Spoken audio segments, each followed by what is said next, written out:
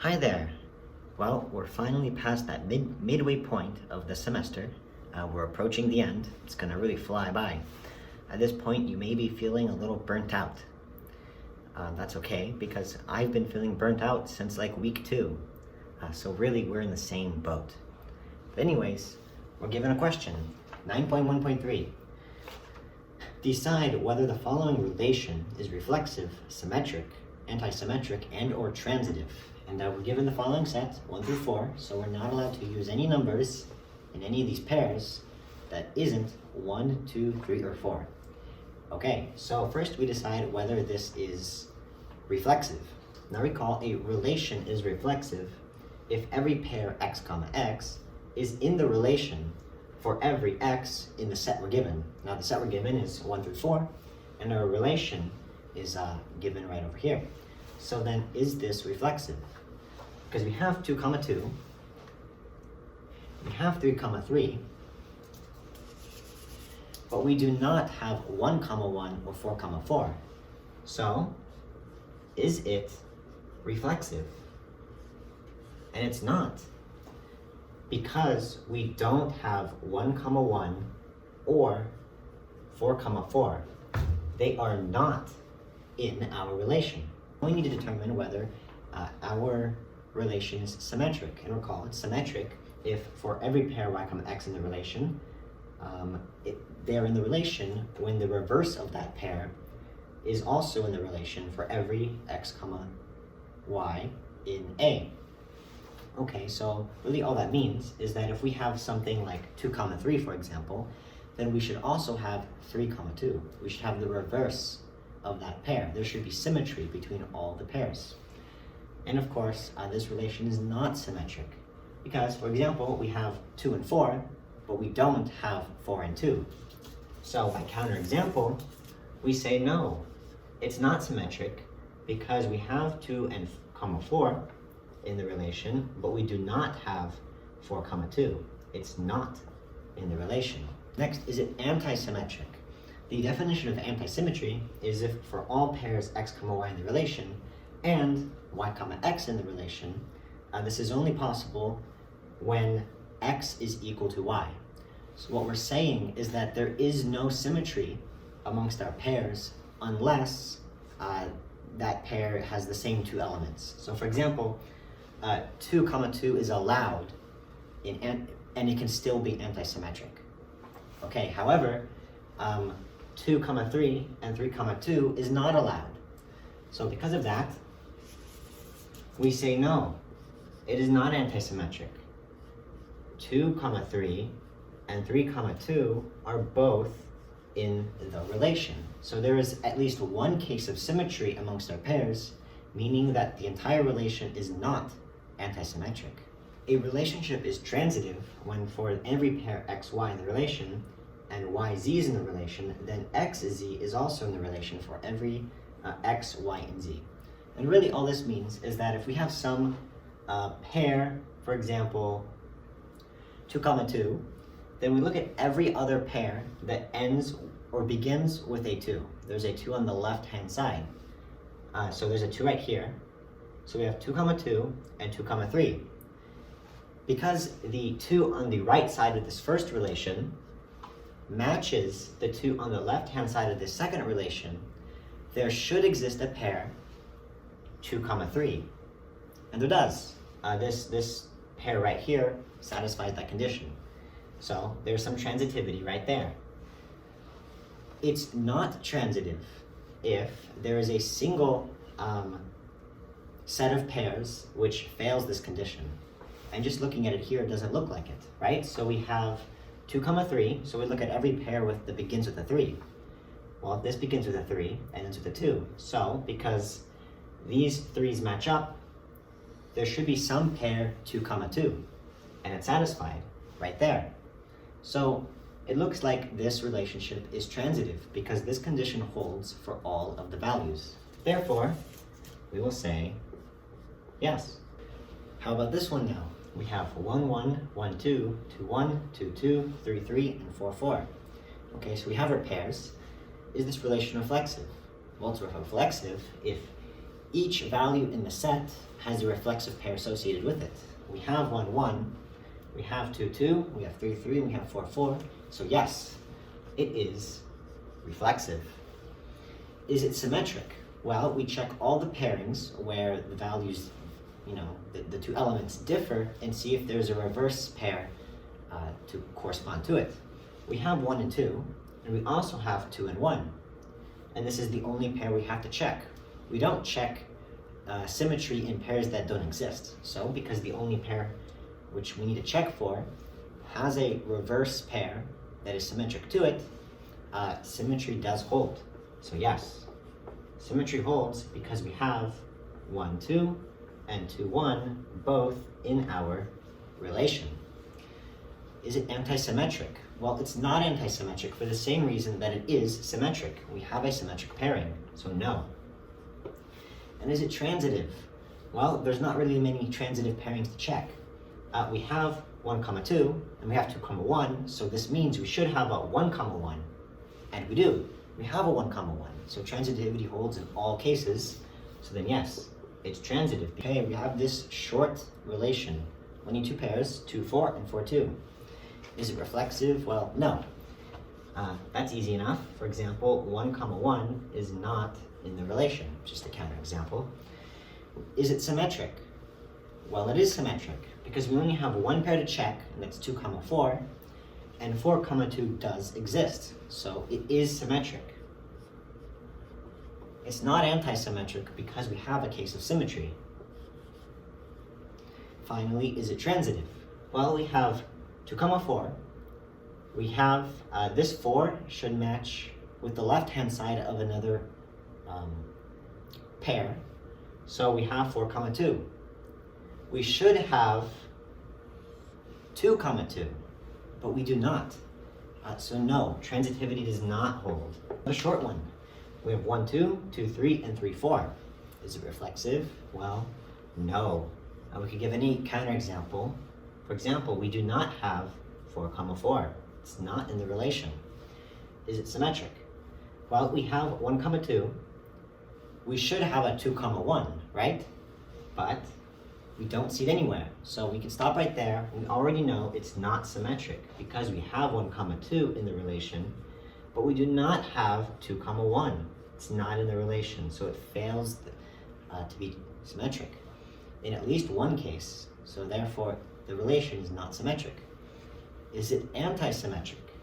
Okay, well, it's antisymmetric if there are no cases of symmetry. So let's check every pairing. We have 1, 2, and we don't have 2, 1. That checks out. We have 2, 3, and we don't have 3, 2. That's good. We have 3, 4, and we don't have 4, 3. So in all cases, there is no symmetry. So therefore, it's not, so therefore, it is antisymmetric. Finally, is it transitive?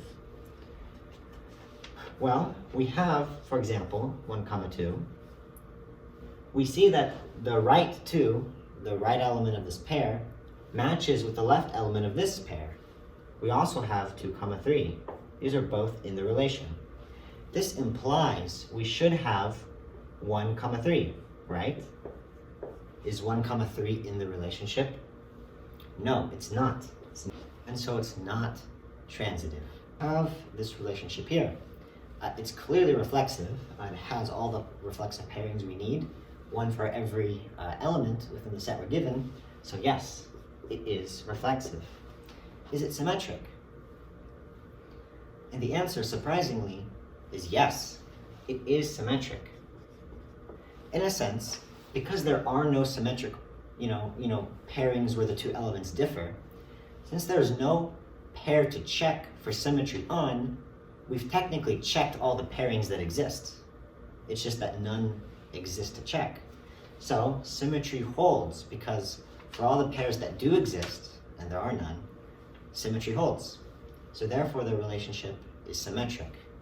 If there's nothing to check, then it's like the sufficient condition is automatically passed. So therefore it is symmetric. Okay, is it antisymmetric? Well, because the relationship only contains pairs with equal components, we recall that one of the conditions of antisymmetry is that it allows pairs to have the same components. So there are no other pairs to check for the same way that symmetry, there are no symmetric pairs to check. So yes, antisymmetry does hold.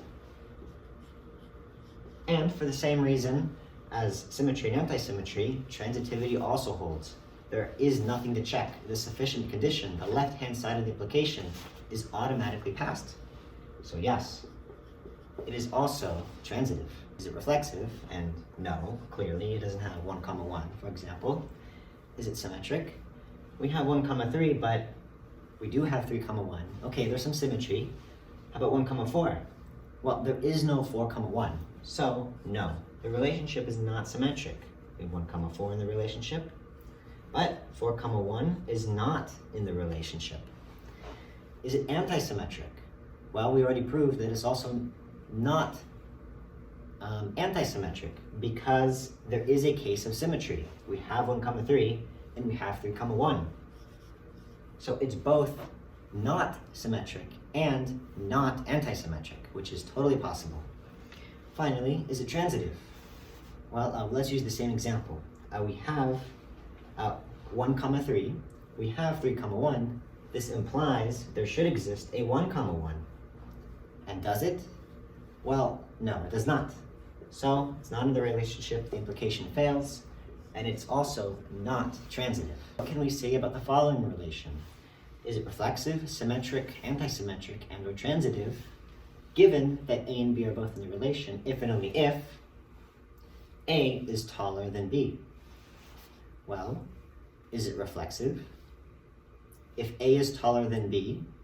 So to figure this out, let's just replace B with A. So let's read it out aloud in English. A is taller than A. Well, that doesn't make any sense. A can't be taller than itself. So no, it is not reflexive. So does it make sense to say that if A is taller than B, then B is taller than A? No, since if A is taller than B, then B must be shorter than A, not taller. So no, it's also not symmetric. It's antisymmetric for the same reason A is taller than B, then B will not be taller than A. So yes, it is antisymmetric. And is it transitive? In other words, if A is taller than B, and B is taller than C, then is A taller than C? Does this make sense? Does this hold true given that these are both true by assumption? And the answer is yes. So we would say it is transitive. A and B were born on the same day. Is it reflexive? Well, it's reflexive if it makes sense to replace the B with the A. A and A were born on the same day, which makes sense. Of course, A is born on the same day A is born, so it is reflexive. Is it symmetric? If A and B were born on the same day, then does it make sense to say B and A were also born on the same day? Right, it makes sense. So yes, it is symmetric. No, it is not antisymmetric. There could be two different people who were born on the same day, so there's a hint of symmetry, and therefore it is not symmetric. Finally, is it transitive? If A and B is in the relation, which we assume it is, and B and C are also in the relation, let's assume it is as well, this would read B and C were born on the same day, then does it also make sense to say that A and C were born on the same day?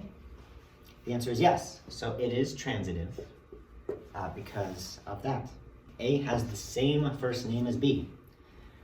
Well, does A has the same first name as A make sense?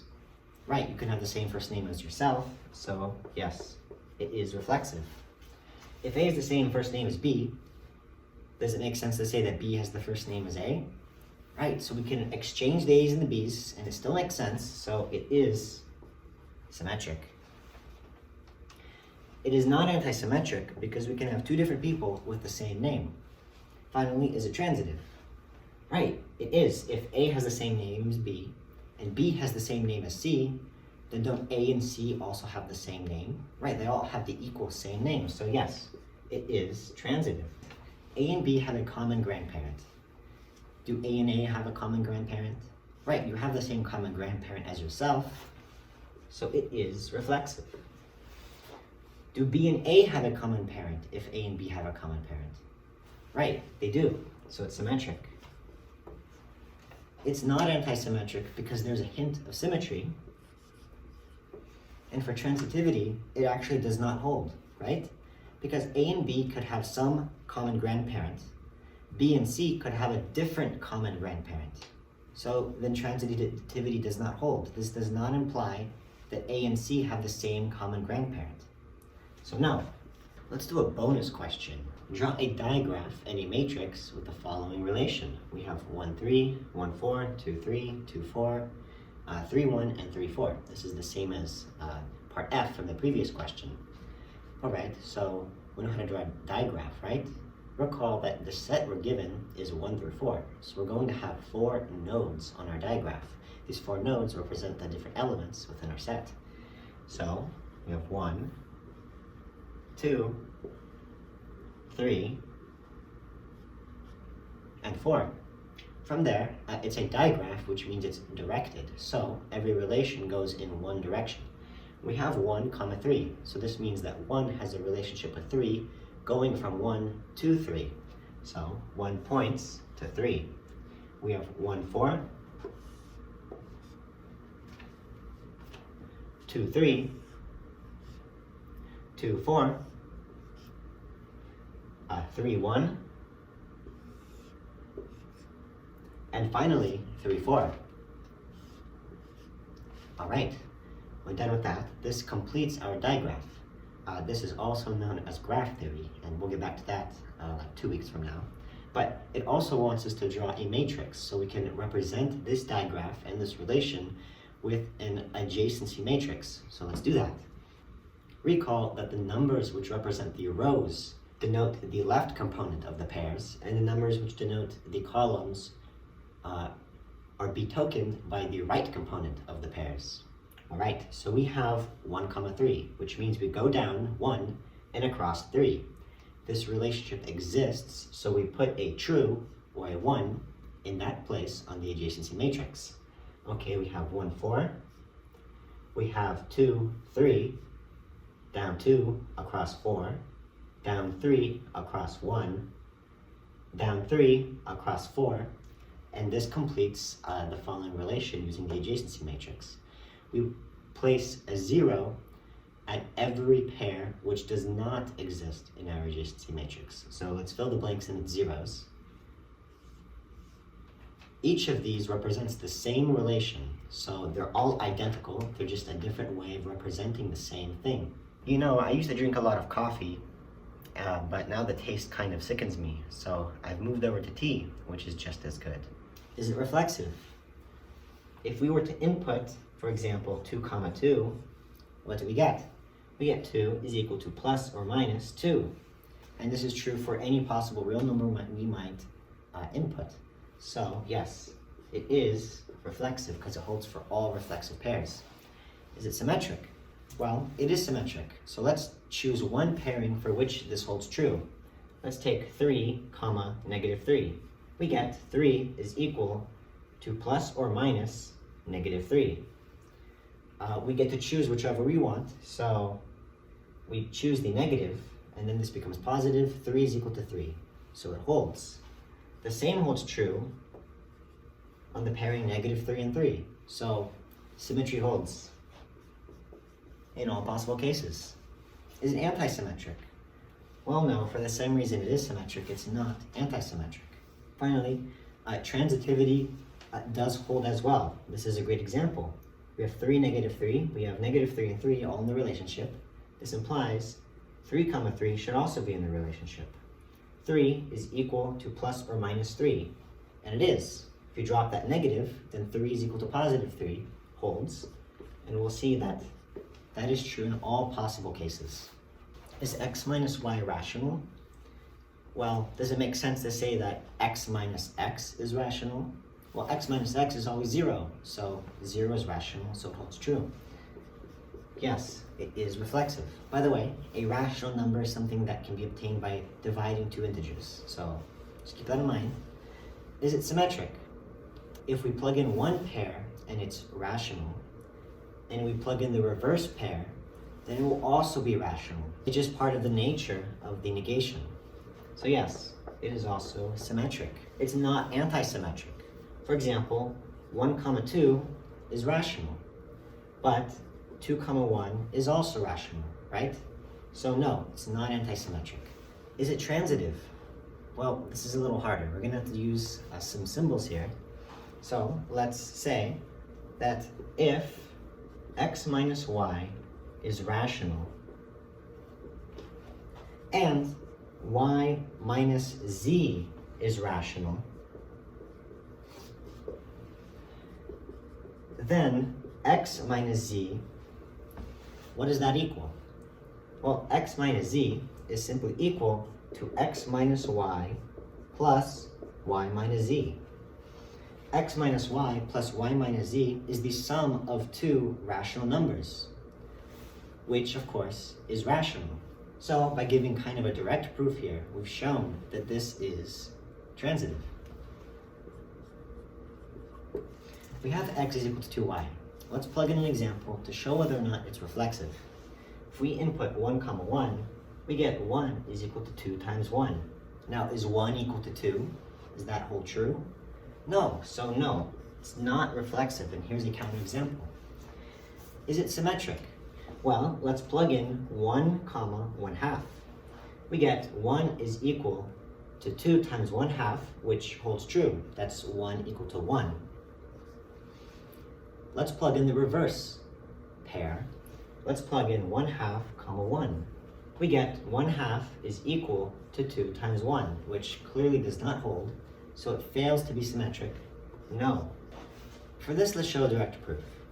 If x is equal to 2y holds true, and y is equal to 2x also holds true, then this implies that x is equal to y. Of course, in this case, x equals y equals 0. Symmetry only holds when the components are identical. We would say yes, it is antisymmetric. Finally, is it transitive? Well, for this one, it's easy as well. No, and we can show it a great counterexample. 2, 1 is in the relationship. 1, 1/2 is also in the relationship, but 2, 1/2 is not in the relationship. Is x times y greater than or equal to 0 reflexive? Yes, clearly holds true for any possible real number, but if we input any two negative numbers, then we'll have a negative number times a negative number, which is always positive. So yes, it is reflexive. It is symmetric as well.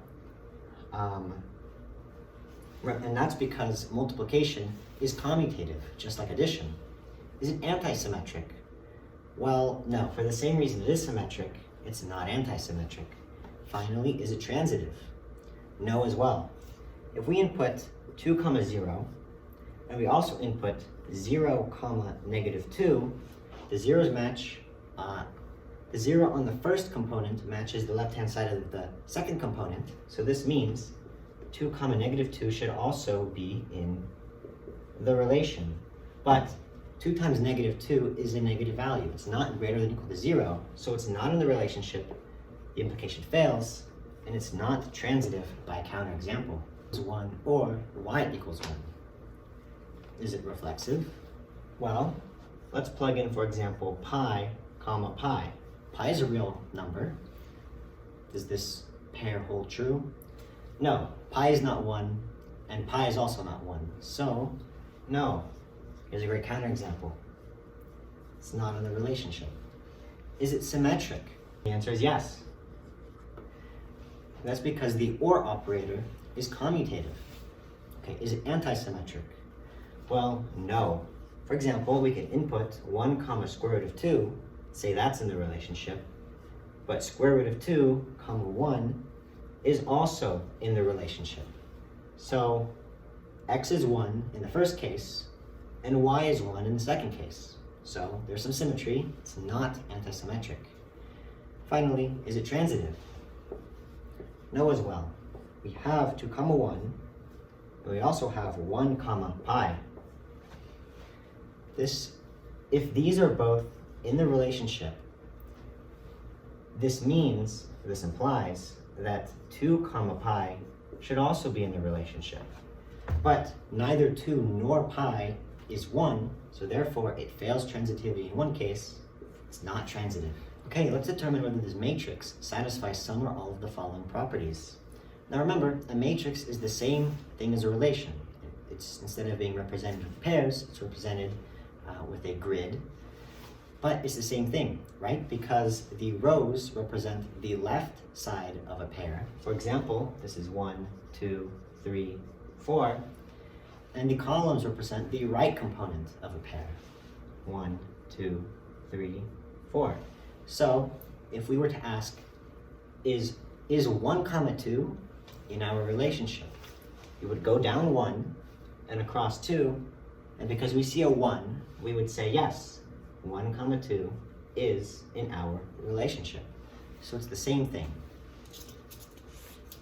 So our relationship, this matrix, is reflexive if all of the values on the diagonal are 1s. We have a 1 comma 1, but we don't have a 1 comma 2. So no, it is not reflexive. It's irreflexive if all of the diagonals are 0s. We have 3 zeros, but we have 1 comma 1. So no, it is not reflexive either. Is it symmetric? Well, it's symmetric, and we can just eyeball it here. If we have a 1 on one side of the diagonal, which corresponds to a 1 on the other side of the diagonal, and that this holds true in all cases. So we have a 1 here, a 3 comma 4. This means there should be a 1 on 4 comma 3. And there is. There is a 2 comma 3 with a 3 comma 2. They're both in the relationship. We have a 1 comma 4 and a 4 comma 1, both in the relationship. 1 comma 2 and 2 comma 1. So yes, it is symmetric. It's foldable across the diagonal. So yes, it is symmetric. It's not antisymmetric because there's a lot of symmetry here. So no, it's not antisymmetric. And is it transitive? Well, this one's a little trickier, but let's follow the same rule as before. We have 2 comma 1 in our relationship. We also have 1 comma 2 in our relationship. Notice that this is the first row and the first column. They both have a 1 in it, and when this is true, the point at which they intersect should also be a 1. We go down from the first value, and we go across from the second value. They intersect at what should be a 1 if it were transitive, but we see a 0 instead. So no, it is not transitive because it fails transitivity in at least one case. Okay, is it reflexive? All the diagonals are 1s, so yes. Is it irreflexive? None of the diagonals, well, it's irreflexive if all the diagonals are 0, and this does not hold true, so no. Is it symmetric? Well, no, we have an example here. It is not mirrored across the diagonal. This 3 comma 4 does not have a corresponding 4 comma 3, so it's not symmetric. It is antisymmetric because there are no cases of symmetry across the diagonal. We can't mirror it at all, right? So we have this 1 that corresponds to a 0. This 1 corresponds to a 0. This 1 corresponds to a 0. We don't need to check the zeros. So we don't need to check that the 0 corresponds to a 0 or anything like that. But whenever there's a 1, it corresponds to a 0 across the diagonal, and this holds true in all cases. So yes, it is antisymmetric. Is it transitive? And let's look for an example here. We have 1 comma 2. This is on the first row, so we're going to look on the first column to see if we can disprove this. So we're looking at the first column. We have a 1. For every 1 on that first column, this one and this one should intersect. So does 1, 2 and 4, 2 intersect at a 1? No, they do not. They intersect at a 0, so transitivity fails. No. Is it reflexive? You should be a pro at this by now. No, there aren't, all the diagonals aren't 1s, so no. All the diagonals are 0s though, so yes, it's irreflexive. Is it symmetric? Okay, let's check all values. This 1 is here, this 1 is there, this 1 is there, and this 1 is here, so it mirrors across the diagonal. Therefore, yes, it is symmetric. It's not anti-symmetric, because we have a lot of cases of symmetry. Finally, is it transitive? This is the trickiest one. 2, 1, that being this one right here. Of course, this is in the first column, so we check the first row. All of the 1s should intersect with this one at a 1. But this one, for example, 1, 4, intersects with the other pair at a 0 rather than a 1. So no, it is not transitive. We finally arrive at my favorite part of this course, which is the point where we start drawing graphs. And not the kind with an x-axis and a y-axis, no. This is the real kind of graph. We have dots and lines here. So we're just going to begin easy here. We have a graph. It's a directed graph or a digraph because all of the lines, all the relationships are pointed in a specific direction. Okay, so what would our relationship be in this case? Okay, well, relationship would be the following. Whatever is pointing to something else would go on the left side of a pair, and whatever is being pointed at would go on the right side of a pair. So A is pointing at C, so that's the pair A, C. Easy enough, right? We also have A, B. We also have B to C and C to B, right? So we have two edges pointing in both directions. There's a little symmetry right there. We have BC and also CB. And we're done. That would represent this entire digraph. Well, that's it for recitation today. If you stuck around this long, then I guess this recitation wasn't the most tedious thing you've ever heard in your life. Okay, see you next time.